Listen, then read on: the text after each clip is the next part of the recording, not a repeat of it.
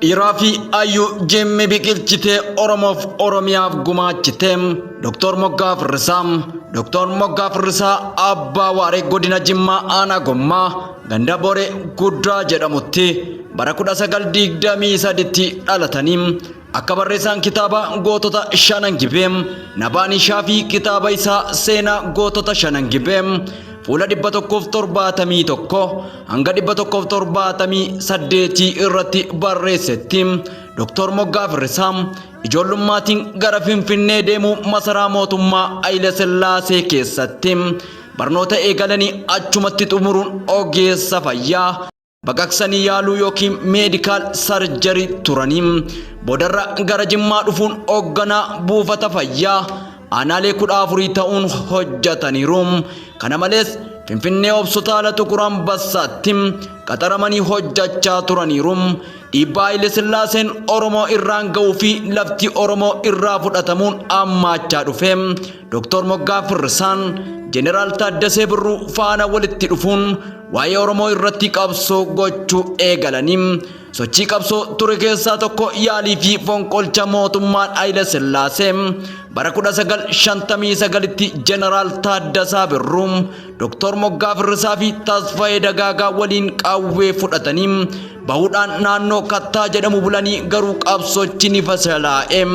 Achumaan amajjii 24 bara 1963tti waldaa wal gargaarsaa Maccaa fi Tuulamaa hundeessanii yaada waldaa kana hundeessuu kan fide garuu Haile Maariyaam Gammadaati. Dr. Moggaaf Irrisaa fi abbaan biyyaa Abbaa Joobir garuu namoota akka Jimmaatti waldaa kana hoogganaa turanidha.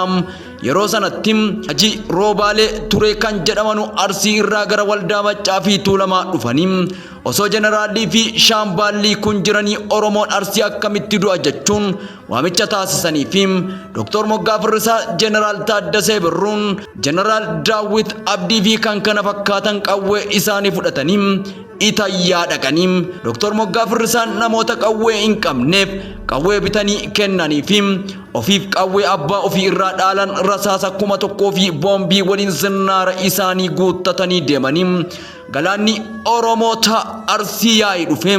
Jeneraal Taaddasaa Birruun Dr. Moggaaf Irrisaa fi Tasfaayee Dagaagaa bakka qabsiisuun diinas ta'e poolisoonni mootummaa dhufanii akka hin seenne jechuun kan didanii seenan ta'e ammoo akka haleelan jechuun ajaja dabarsanii gara uummataa deemanii poolisoonni Dajjaazmaach Saaluu Difaay jedhamu yoo dhufan bakki qabamee jira deebi'anii deemanii caamsaa bara 1866tti walgahii seena qabeessa Itayyaatti taasifame. Haji Roobaalee Tures akkana jedhanii burqaa walitti dabalamtee lagataati uummannis wal qabatee biyyataati jedhanii kutaa lammaffaan itti hafuuf warri jettan koomintii jalatti barreessuu hin dagatina. Mana kanas follow share copy link repost godhaa isinan jaalladha. Lafa nagaanaaf jiraadha.